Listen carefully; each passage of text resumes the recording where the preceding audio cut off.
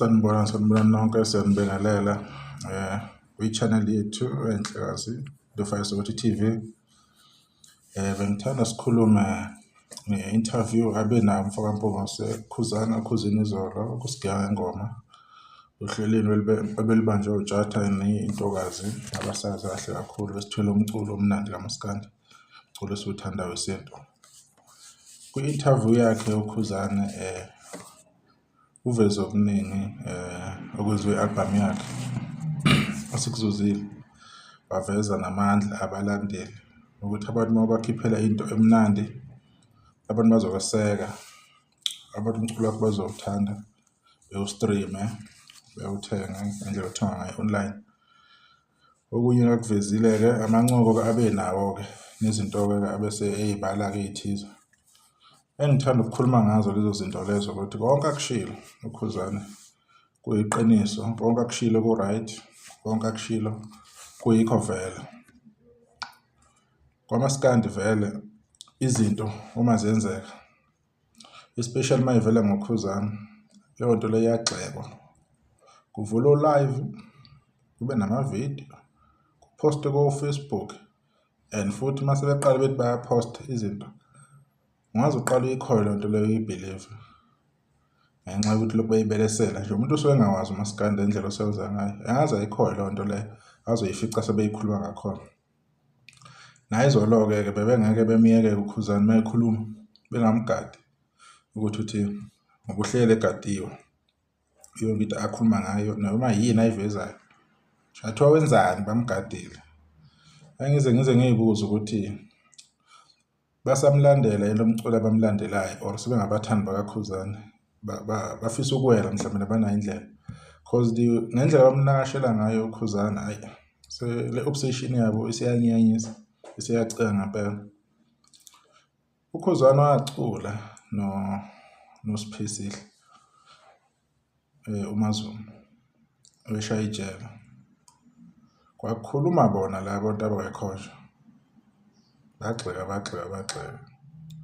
Mind you, uSiphesihle ugxile khona la kuMaZulu, ugxile khona kuMaskandi. Yini eyirong wayemfeaturisha leso sikhathi leso kwakungekho?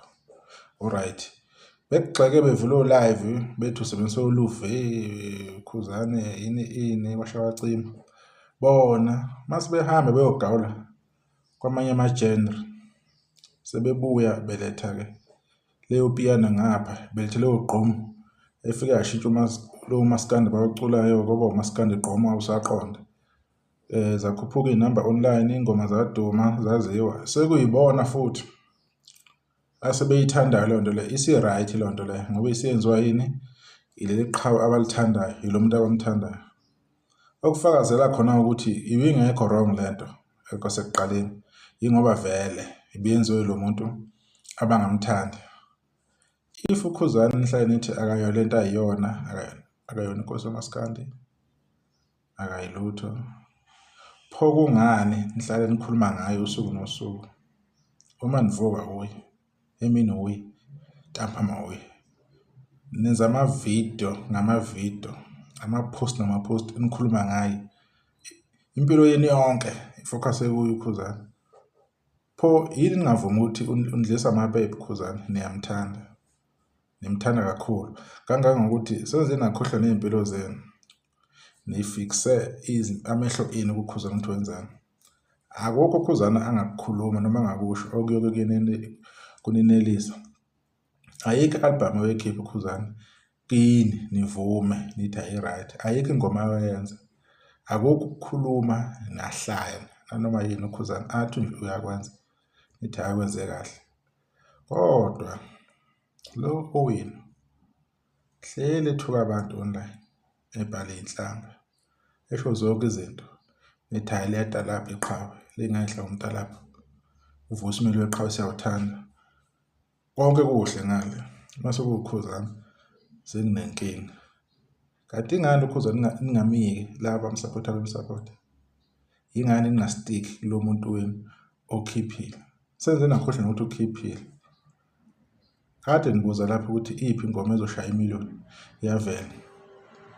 Benibuza lapho ukuthi-ke pho iphi hit? zonke iy'ngoma kaKhuzani zimnandi ungakhetha oyithanda. Lezo zinto lezo angisayibuzi zona nina, angisakhulumi. Uyabona ukuthi ubani kunenkinga lapho. So nje engizama ukusho yilokho ukuthi-ke uKhuzani noma ngenzani emehleleni angeke uze kwanele. Angazi ngoba phela uKhuzani abantu abamfavor yini lena engaka lapho bamlandelela yona ngoba bayamlandela. Cha, bayamlandela noma ngenzani. Uma ukanje unenhliziyo kanje yokulandela umuntu kanje, negade bafethu ningathakathi nihambe niyobheka emakini ukuthi emndenini akekho umuntu owayeqeda umndeni ngomuthi ngiwo eseningakhona. Anikwazi ukuphilela ukuthi usuku nosuku uzokhuluma ngoKhuzani umgxeka. Usawuthi uyahleka ukuhleka kwakhe uvula umlomo uyamgxeka umgadile microscope uyamsesha lapha angakhona ukuthi uthini wenzeni. Thenga i-truck senazi ukuthi imaphi ama-truck athengwayo aliphumuli inani. Seninama-truck futhi nina anisasebenza phela nisebenza khona eMatohweni phela nibambe khona. Senazi nendaba zama-truck. Senazi ukuthi kumele ahlekise mayithini akhulume mayithini. Angithi izinto ey'khulunywa yini lezi nihlale niyibuza nihlale nibuza ama-hit. Nina seniyikhethile ni-hit. Ikhona ingoma esi-reach half a million. Ikhona nesine-million. Injani yona? I-album ephumile. Imibuzo nihlale niyibuza leyo. Ayibona niyibuze nina-ke. So bafowethu ezinye izinto ziyanyanyisa nje ziyadina nje ziyabhora. UMaskandi nwenza ubhore nonyanyisa. Kodwa phela akumangazi lokho. Niyafundisa ukuthi nibe nje. Niyagqugquzela ukuthi nibe nje. So uma nizoba kanjena zibuzeni ukuthi-ke isizukulwane esizolandela esibukela kunina siyoba njani ukubola. Because ukubola lokho. UKhuzani ayikho into ayenzile. Konke kuhle akukhulumile kuyiqiniso. Kumele uMaskandi uyimele uyibonakalise ukuthi unamandla kangakanani. Kube ney'nsimbi zamaskandi ama-instrument. Kungathekelwa kakhulu kweminye imikhakha. Gcina manje sekudunga kakhulu uMaskandi sigcina singasawazi noma kumele ingoma uyijayivele noma ingoma kumele uyisinele kumele wenzele ugcina ungasazi. Phela uMaskandi lokugcina kosuku. Izinto zamaskandi manje zisebenzele. Kuhle khona kuyothekela. Niboleke lapha niboleka khona abaculi. Kodwa kungabe sefike sekushintsha indlela ethize uMaskandi oyiyona. Because uMaskandi opure uyazi ukuthi onjani.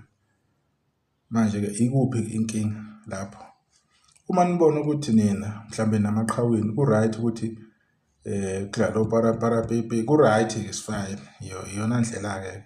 Futhi i-modern Maskandi-ke le asiyazi kodwa phela. Kodwa-ke abantu abaya bethu kumxhaka kancane uKhuzani bethu kumphumuza. Bayathanda ukumnaka nokumnakashela.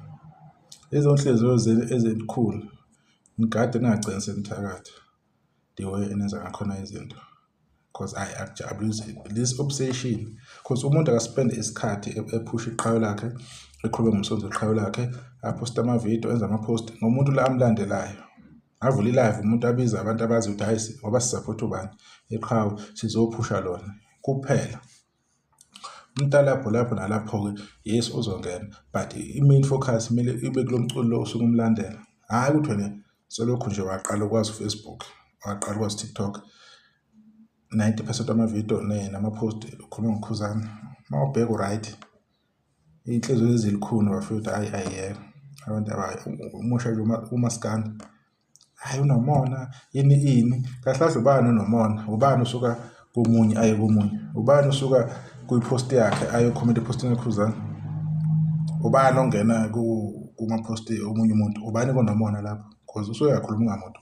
Mayithinta umlando, ikuphi inkinga ethi umlando? Why nawe ungayobhala ukuthi umlando wakho uTikTok, wakho uFacebook, wakho uTwitter. Ingani wena ungazenzeli? Ingani lokho umgadi? Seneze nama-notification ukuthi mayiposta niyangena. Sesayikhohlwa ngeposition yethu ukuthi singabalandeli thina sibona abaculi asingene empilweni zabanye abantu. Thina msebenzi ukuthi ukulandela sidlala umusic kwabo sibasupport kuphela lapho. Sesize sathi shi. So bafethu asizameni ukuthi sibheke izinto ngendlela. Singabi nenhliziyo ezimbi kangaka. Singakhombisi ukuthi emakhayithi sikhuliswe kabuhlungu kanjani. Sibe nenhliziyo ezilikhuna le ndlela.